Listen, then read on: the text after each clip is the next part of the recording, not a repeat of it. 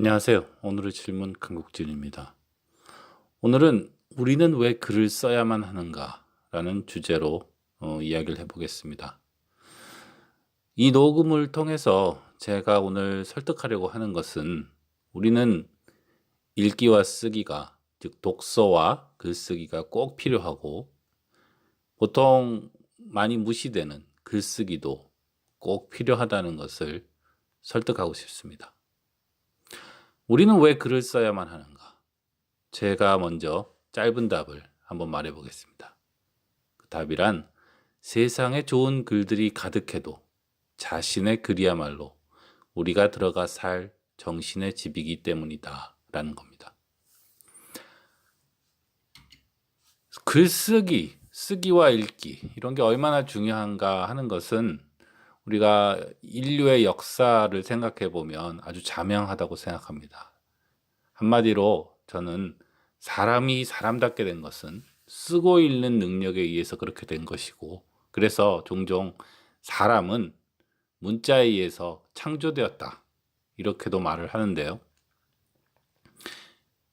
쓰고 읽는 능력이 없었을 때 인간은 어땠을까를 우리가 직접 체험해 볼 수는 없지만, 그때가 어땠을까를 약간 느끼게 해줄 수 있는 게 있죠. 바로 그게 아주 옛날 이야기, 전설의 고향 같은 데 나오는 그런 옛날 이야기나 그리스 신화라던가 혹은 여러 종교, 성경 얘기도 포함해서 여러 종교에 나오는 어떤 오래된 유사 이전부터 구전에 의해서 내려왔을 것 같은 그런 신화들을 얘기를 들어보면, 아, 옛날에는 이런 것을 진짜라고 믿고 살았을 것이다 라는 것을 어렴풋이 느끼게 되죠. 그리고 바로 그런 신화의 시대가 쓰고 읽는 능력이 보편화됨에 따라서 차차 끝나게 됩니다. 이 쓴다라는 것은 마치 그 사진을 찍는 것처럼 그냥 사물을 있는 그대로 우리가 저장하는 것 같지만, 사실은 그렇지 않습니다. 쓰고 읽는 것의 능력이라는 것은 언어 자체의 힘이기 때문에 그 힘이 어떤 것인가 하는 것을 얘기하자면 끝이 없겠죠. 그렇지만 우리가 쓴다라는 행위를 통해서 무슨 일이 벌어지는가를 좀 생각해 보면 적어도 두 가지의 효과를 쉽게 알 수 있는데요. 하나는 우리가 사물에 이름을 붙인다는 겁니다. 예를 들어서 우리는 유령이라는 말을 알고 신이라는 말을 알죠. 이름이 다르다는 것은 다시 말해서 유령하고 신은 다르다는 겁니다. 이렇게 우리의 머릿속에 있는 생각, 우리가 본 것을 글로 적을 때 우리가 다른 이름을 쓴다는 것은 그것을 구분하겠다는 것이죠.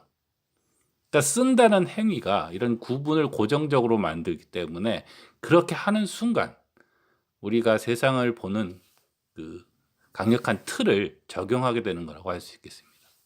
또 우리가 쉽게 알 수 있는 글의 힘이라는 것은 배중률로 알려진 건데요. 뭐냐 하면 같은 것이라면 서로 다른 두 가지가 될 수 없다는 거죠. 예를 들어서 천사가 날개가 있다라고 말을 하면 천사가 날개가 없으면 안 되지 않습니까? 그러니까 같은 건 같은 거다이죠. 검은 것은 검은 것이지 검은 것이 검은 것인 동시에 하얀 것이 될 수는 없고, 하나가 방 안에 있다면, 어떤 사람이 방 안에 있다면 그 말은 방 바깥에는 없다는 얘기죠. 이렇게 우리가 글을 쓴다는 것은 어떤 것에 이름을 주고 어떤 것이 이것이면 저것이 아니고 이런 식으로 그 우리가 머릿속에서는 희미하고 애매하게 가지고 있었던 어떤 그런 느낌을 좀 더 분명한 틀에 따라서 적게 되는 그런 효과가 있습니다. 이미 눈치를 채셨겠지만 이런 과학이 이런 것과 별로 틀리지 않죠. 그러니까 과학 역시 쓰고 읽기의 연장입니다. 그래서 어떻게 말하면 뉴턴이야말로 역사상 존재했던 가장 위대한 퇴마사라고 할 수 있는데요. 왜냐하면 뉴턴이 아주 엄밀한 수학적 공식으로 과학을 전개해 나감에 따라서 아주 많은 신화와 애매함이 세상에서 사라졌기 때문입니다. 우리가 뉴턴의 법칙을 믿고 세상을 보면 갑자기 숲속에 있는 유령이 없어지고 무덤 속에 있는 그 유령이 없어지는 것이죠. 자, 그런데 여기서 가장 중요하고 핵심적인 질문이 나옵니다. 그건 뭐냐 하면 인류가 이런 일을 해왔다는 것이 과연 그걸 내가 한 것과 같은 것으로 여겨야 하는가 하는 것이죠. 예를 들어서 한국에서 어떤 가수가 있는데 그 가수가 너무 노래를 잘 불러요. 전 세계에서 가장 노래를 잘 부르는 사람이 한국 사람이라고 칩시다. 그런 일이 생기면 자랑스럽긴 하겠지만 그 뜻이 내가 한국인이니까 내가 노래를 잘한다는 뜻은 아니지 않습니까? 그러니까 인류가 어떤 일을 한 것을 나도 인류의 일부니까 나도 그런 일을 한 거라고 착각을 하면 안 되는데 많은 사람들이 이 부분에 있어서 착각을 하는 경우가 좀 있습니다. 이걸 다른 말로 하면 인류는 쓰고 읽기를 통해서 신화의 시대를 극복했다면 과연 우리는 개인으로서 우리 개인의 신화들을 극복했을까 하는 것이죠. 우리가 스스로 쓰고 읽기를 하지 않았는데요. 특히 스스로 쓰지 않았는데요. 이런 혼돈이 생기고 이런 점이 무시되는 그 중대한 이유는 사실 그렇죠. 사람은 사회적 동물이기 때문에 인류가 가지고 있는 것들 중 지식이라든가 어떤 그 물질적인 것이라든가 그것을 내 개인이 모두 소유한 경우는 당연히 없죠. 예를 들어서 대표적인 것이 과학인데 과학적 지식을 스스로 다 찾아내서 만든 사람이 세상에 어디 있겠습니까? 그러니까 학문을 포함해서, 그러니까 그 과학을 포함해서 학문의 세계에서는 그런 게 아주 당연하거든요. 내가 다 하지 않아도 다른 사람이 한 것을 믿고 그것을 읽음으로써 우리는 어떤 인류가 성취한 그런 단계에 같이 올라설 수 있다. 이렇게 생각을 하는 것이죠. 근데 과학은 엄밀한 학문이거든요. 문제는 우리가 그런 엄밀한 학문이 아니라 우리의 사적인 삶, 우리의 그 사회적인 활동 이런 것을 볼 때 문제가 있다는 겁니다. 왜냐하면 우리의 어떤 사적인 삶은 정교한 실험으로 진행되는 것이 아니죠. 우리는 예를 들어서 우리가 어떤 사람이 좋은 사람인지, 우리가 어떤 사람한테 고마워해야 되는지, 우리가 어떤 사람을 피해야 되고 무엇이 우리한테 가치 있는 것인지 이런 걸 따진다고 할 때 얘기가 좀 달라지게 된다는 겁니다. 다시 말해서 우리는 어릴 적부터 태어난 이후에 여러 가지 경험을 통해서 개인적인 사적인 신화를 가지게 됩니다. 그런데 그 사적인 신화들은 인류가 인류의 신화를 쓰고 읽음으로써 극복해 온 것처럼 극복된 적이 없다는 거죠. 만약에 여러분이 자신의 그 사적인 경험들을 쓰고 읽기를 통해서 정돈하지 않았다는 말입니다. 그런 의미에서 우리는 개인적인 차원에서는 우리는 21세기를 살고 있기 때문에 우리는 문명인이고 우리는 현대인이고 깨인자라고 생각할 수 있지만 그렇게 생각하면 사적인 의미에서는 우리는 거의 원시인처럼 사적인 신화의 세계를 살고 있다고 할 수 있는 겁니다. 여기서 저는 한 가지 오늘날에 널리 퍼진 태도를 좀 비판하고 싶은데요. 독서는 아주 좋은 겁니다. 그렇지만 오늘날 보면 대부분 독서는 굉장히 강조되지만 글쓰기를 말을 하면 사실은 그래요.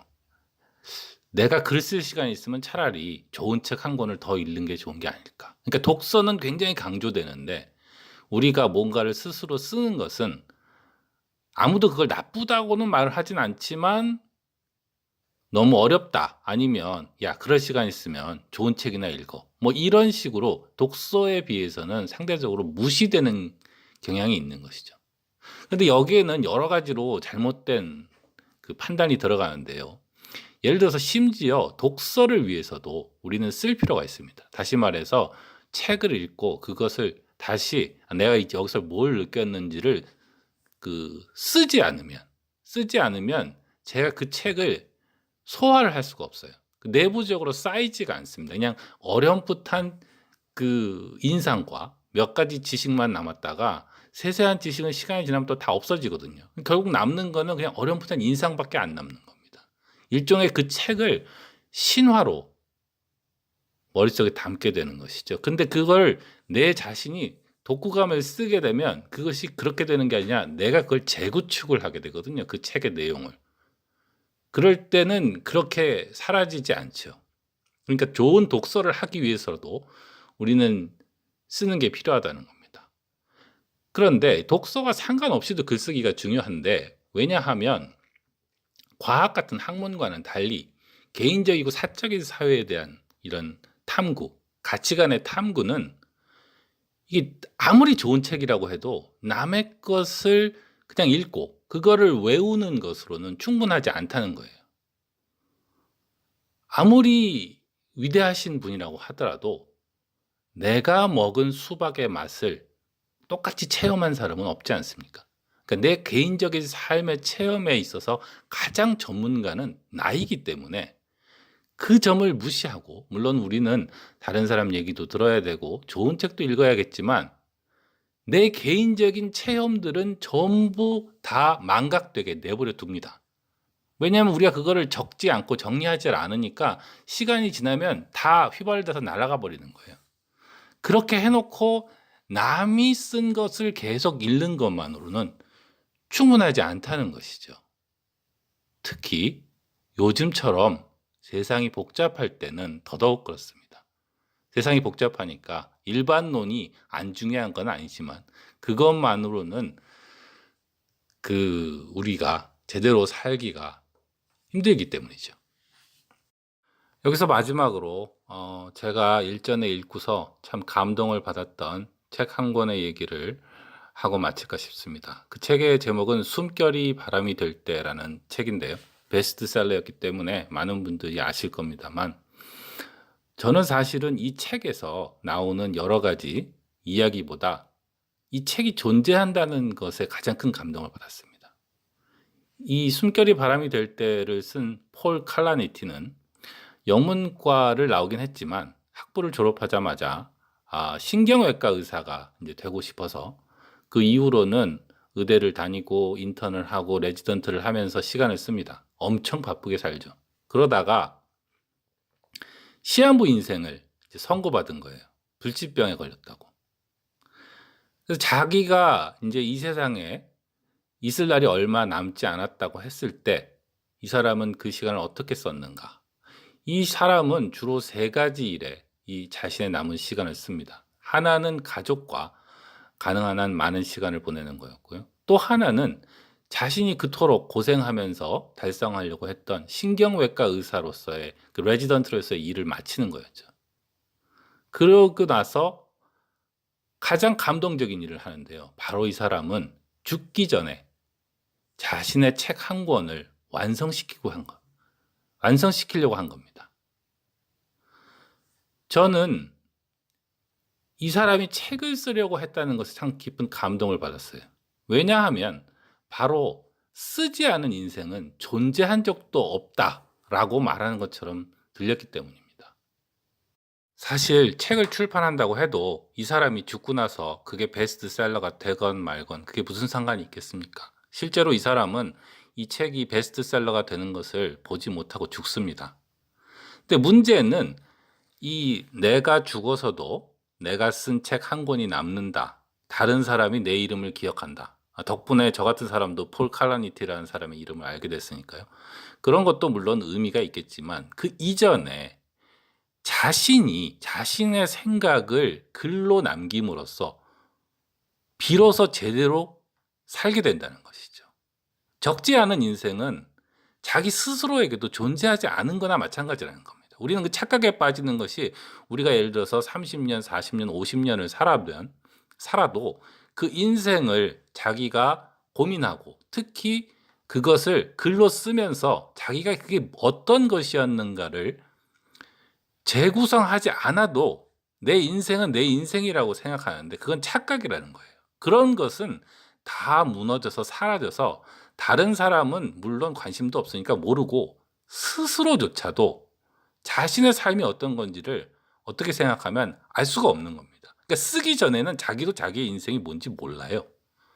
그러니까 죽을 날이 얼마 남지 않았던 이 폴 칼라니티는 책을 써야겠다라는 생각을 한 거라고 저는 생각합니다.